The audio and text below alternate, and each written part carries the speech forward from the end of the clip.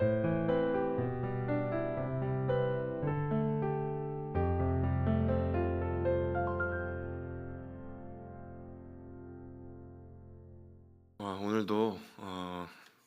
매일 주심 기도회로 예배 자리에 나오신 여러분 모두를 환영하고 축복합니다. 5월 17일 화요일 또 주님의 은혜를 구하며 나오신 여러분 모두에게 하나님께서 부어주시는 충만한 은혜가 있기를 소망합니다. 제가 기도하도록 하겠습니다. 참 좋으신 주님, 오늘도 은혜를 기다리며 가난한 마음으로 주님 앞에 나아갑니다. 우리의 수고하고 무거운 모든 짐들을 내려놓으라 말씀하시는 주님께 모든 것 내려놓고 나아갑니다. 성령 하나님 임재하여 주옵소서. 목마른 사슴이 되어 주를 찾는 모든 이들에게 이 시간 함께하여 주시기를 소망하오며 예수 그리스도의 이름으로 간절히 기도하옵나이다. 아멘. 오늘 하나님께서 우리에게 주시는 말씀은 레위기 11장 24절에서 47절의 말씀인데요. 오늘 45절까지만 봉독하도록 하겠습니다. 레위기 11장 24절에서 45절까지 제가 봉독하겠습니다. 이런 것은 너희를 부정하게 하나니 누구든지 이것들의 주검을 만지면 저녁까지 부정할 것이며 그 주검을 옮기는 모든 자는 그 옷을 빨지니 저녁까지 부정하리라. 굽이 갈라진 모든 짐승 중에 족발이 아닌 것이나 새김질 아니하는 것의 주검은 다 내게 부정하니 만지는 자는 부정할 것이요 네 발로 다니는 모든 짐승 중 발바닥으로 다니는 것은 다 내게 부정하니 그 주검을 만지는 자는 저녁까지 부정할 것이며 그 주검을 옮기는 자는 그 옷을 빨지니 저녁까지 부정하리라. 그것들이 내게 부정하니라. 땅에 기는 길짐승 중에 내게 부정한 것은 이러하니 곧 두더지와 쥐와 큰 도마뱀 종류와 도마뱀 무치와 육지 악어와 도마뱀과 사막 도마뱀과 카멜레온이라. 모든 기는 것 중 이것들은 내게 부정하니 그 주검을 만지는 모든 자는 저녁까지 부정할 것이며 이런 것 중 어떤 것의 주검이 나무 그릇에든지 의복에든지 가죽에든지 자루에든지 무엇에든 그릇에든지 떨어지면 부정하여지리니 물에 담그라. 저녁까지 부정하다가 정할 것이며 그것 중 어떤 것이 어느 질그릇에 떨어지면 그 속에 있는 것이 다 부정하여지나니 너는 그 그릇을 깨뜨리라. 먹을 만한 축축한 식물이 거기 담겼으면 부정하여질 것이요 그 같은 그릇에 담긴 마실 것도 부정할 것이며 이런 것의 주검이 물건 위에 떨어지면 그것이 모두 부정하여지리니 화덕이든지 화로이든지 깨뜨려 버리라. 이것이 부정하여져서 너희에게 부정한 것이 되리라. 샘물이나 물이 고인 웅덩이는 부정하여지지 아니하되 그 주검에 닿는 것은 모두 부정하여질 것이요 이것들의 주검이 심을 종자에 떨어지면 그것이 정하거니와 만일 종자에 물이 묻었을 때에 그것이 그 위에 떨어지면 너희에게 부정하리라. 너희가 먹을 만한 짐승이 죽은 때에 그 주검을 만지는 자는 저녁까지 부정할 것이며 그것을 먹는 자는 그 옷을 빨 것이며 저녁까지 부정할 것이며 그 주검을 옮기는 자도 그의 옷을 빨 것이요 저녁까지 부정하리라. 땅에 기어다니는 모든 길 짐승은 가증한즉 먹지 못할지니 곧 땅에 기어다니는 모든 기는 것 중에 배로 밀어 다니는 것이나 네 발로 걷는 것이나 여러 발을 가진 것이라. 너희가 먹지 말지니 이것들은 가증함이니라. 너희는 기는 바 기어다니는 것 때문에 자기를 가증하게 되게 하지 말며 또한 그것 때문에 스스로 더럽혀 부정하게 되게 하지 말라. 나는 여호와 너희 하나님이라. 내가 거룩하니 너희도 몸을 구별하여 거룩하게 하고 땅에 기는 길 짐승으로 말미암아 스스로 더럽히지 말라. 나는 너희 하나님이 되려고 너희를 애굽 땅에서 인도하여 낸 여호와라.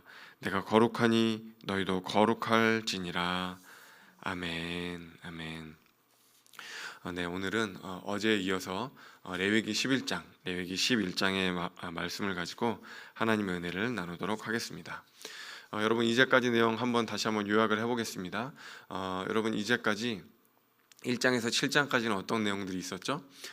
구약성경에서 이야기하고 있는 5가지 제사에 대해서 이야기를 나눴습니다. 번제, 소제, 화목제, 속죄제, 속건제, 그 관련된 규정들이 있었고요. 그리고 8장에서 9장까지는 뭐가 있었죠? 제사장 위임식이 있었습니다. 그래서 5가지 제사법에 대해서 이야기를 해주었고 또 제사장이 세워졌으니까 이제 제사만 드리면 되잖아요. 그런데 이제 제사를 드리기 이전에 뭐가 있어야 한다 그랬죠? 제사를 드리는 사람들의 상태가 어떤지 그것에 대한 점검이 꼭 필요하다고 했죠. 왜냐하면 하나님은 거룩한 분이시기 때문에 거룩하지 않은 상태, 부정한 상태로 나아가면 그 사람은 반드시 화를 입게 되어 있습니다. 그렇기 때문에 이제 11장부터는 정결법이 나온다는 말씀을 이제 드렸고, 어제 이제 그 첫 번째로 먹거리, 음식에 대한 이야기를 이제 처음으로 나누었습니다. 근데 이제 어제는 먹는 것과 관련된 내용이 이제 대부분이었고요. 오늘은 이제 같은 11장인데 뭐가 나오냐면 그 먹는 음식, 요것들이 먹으면 안 되는 이제 그런 음식, 정하고 정결한 그런 이제 동물들이 죽었을 때 그러면 이제 어떻게 되는가, 그런 내용들이 나옵니다. 여러분, 이제 그 동물들이, 생물들이 죽으면 어떻게 되나요? 부정해지는 거죠. 이 죽음은 부정해집니다. 그래서 만져서도 안 되는 거죠. 이 부정함은 정결한 사람에게 전염이 됩니다. 그러니까 부정한 사체를, 그 주검을 만지게 되면 그 부정함이 이 정결한 사람에게 옮아오게 돼요. 전염이 되게 됩니다.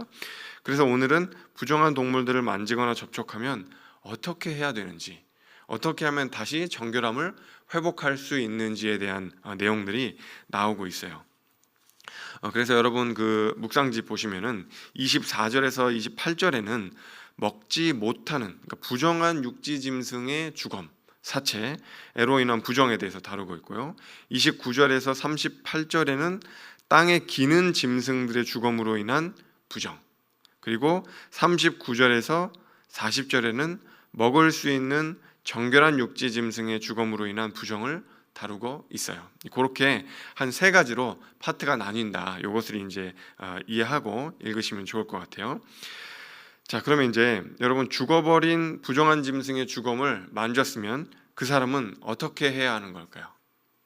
부정한 그 짐승이 죽었어요. 이 주검을 만졌어요, 사람이. 그러면 이제 어떻게 해야지 다시 정결함을 회복할 수 있을까요? 그냥 있으면 안 되고요. 여러분, 이 사람의 몸을 씻어야 됩니다. 그래야지 정결함이 회복이 돼요. 또 주검을 옮기다가 옷에 이 사체가, 이 주검이 이렇게 닿았어요. 저희 옷에 닿았다고 생각을 해보세요. 그러면 어떻게 해야 될까요? 이 옷을 세탁을 해야 되는 겁니다. 세탁을. 그러니까 몸에 닿았으면, 만졌으면 몸을 깨끗이 씻어야 되는 것이고, 또 어떻게 해야 돼요? 주검이 옷인가 어딘가 이제 묻었으면 어떻게 해야 돼요? 옷을 세탁을 해야 되는 거죠. 이렇게 해야지만 그 부정함이 해소가 되고 다시 정결을 회복할 수 있게 되는 거죠. 정한 동물의 주검도 마찬가지입니다. 심지어 이제 부정한 생물의 사체가 그릇에 떨어지면 어떻게 해야 되냐면, 이 그릇은 그냥 닦는다고 되는 게 아니고 이 그릇은 깨뜨려 버려야 돼요. 그러나 정결 의식을 행하고 나면 일정한 시간이 지나면 다시 우리에게 정결이 회복이 되는 거죠. 그래서 어떤 분들 보면 이렇게 장례식장 갔다 오면은 깨끗이 이제 목욕을 하고 또 이제 그 세탁을, 옷을 한다는 분들도 간혹 이제 계시다고 하더라고요. 그러니까 이제 이런 부정탄다는 그런 의식이 우리 안에 있기 때문이 아닌가라는 생각이 듭니다.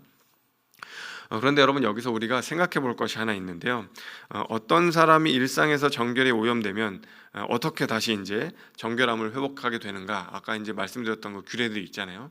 근데 여러분, 요 내용들을 자세히 살펴보면요, 누군가의 도움을 받아야지 정결함이 회복되나요? 제사장의 도움을 받아야지 정결함이 회복되나요? 아니면 본인 스스로 그냥 목욕하고 옷을 세탁하고 그러면 정결함이 회복되는 건가요?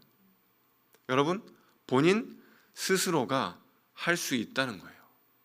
그러니까 여기에 나와 있는 그런 내용들은 제사장의 도움 없이도, 누군가 다른 사람의 도움이 없이도 스스로 자신의 정결함을 유지해야 한다고 이야기를 하고 있는 것이죠. 저는 여기서 오늘날 우리가 성숙한 성도로 살아가기 위한 한 가지 가르침을, 한 가지 깨우침을 배우게 됩니다. 제가 이제껏 배웠던 성숙한 성도님들을 보면은요, 되게 이제 그런 부분들이 있는 것 같아요. 목회자들을 아주 존중해 주시고, 또 목회자의 어떤 기능이나 역할이나 이런 부분들을 아주 존중해 주시죠. 설교라든지 신방이라든지 성경 공부라든지 축도라든지 그런 이제 목회자들이 하는 거에 대해서 아주 존중해 주시고 그 역할을 인정을 해 주시지만, 그렇다고 하더라도 전적으로 목회자만을 의존해서 살아가시지는 않는 것 같아요. 목회자에게 배우려고 하시지만 전적으로 목회자에게 절대적으로만 의존하시지는 않는 것이죠. 스스로 치열하게 살아가며 세상 속에서 자신의 거룩함을 유지해 나가기 위해서 애쓰시는 것이죠. 여러분, 이게 무슨 말일까요? 목사님이 설교를 하면서 목사님을 의지하지 말라고 이야기하는 것처럼 들려질 수도 있는데요. 여러분, 이런 의미입니다. 우리가 하나님의 음성을 듣기 위해서 목회자의 설교에만 의존하지는 않는 거죠. 그럼 여러분 어떻게 해야 합니까? 하나님의 음성을 듣기 위해서 우리가 일상 속에서 하나님의 말씀을 시시때때로 읽고 묵상하고 공부하고 연구하고 암송하고 하는 것이죠. 왜냐하면 목회자를 통해서만 하나님께서 말씀하시는 것이 아니라 우리의 일상 가운데 하나님 말씀을 통해서 음성을 들려주시는 분이기 때문입니다. 우리의 삶이 회복되기 위해서 목회자들에게 기도 부탁을 하실 수 있죠. 여러분, 그런데 그것뿐만 아니라 여러분, 우리가 스스로 또 기도할 수 있어야 하겠죠.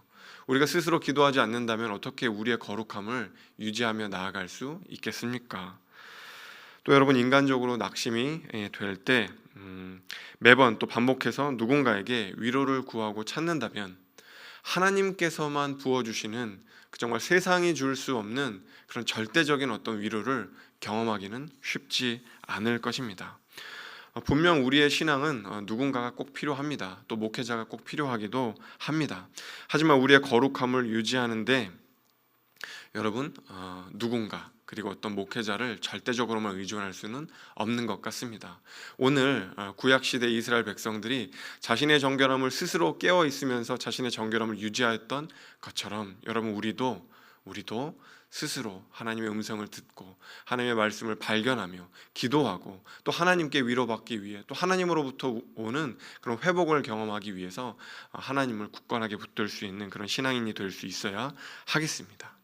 17세기 영국의 청교도였던 리처드 백스터라고 하는 그 유명한 이제 청교도 목사님이 계세요. 근데 이분이 그런 이야기를 했습니다. 거룩을 향한 싸움이 없다면 우리 모두는 다 가짜다. 거룩을 위한 싸움이 없다면 우리 모두는 다 가짜다.